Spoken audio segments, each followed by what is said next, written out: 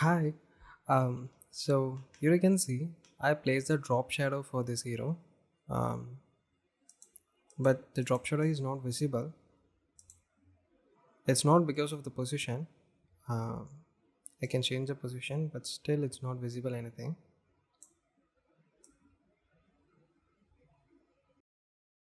The problem here is I turn on the clip content. You have to uncheck the clip content to make it visible. Still it's not visible. You have to check the parent element also. Uncheck for the parent element also. Now you can see it's visible. Now let me change its position.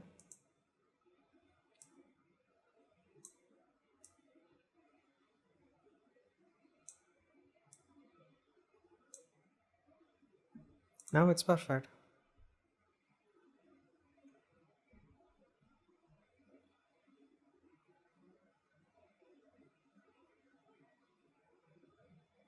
Thank you. Bye bye.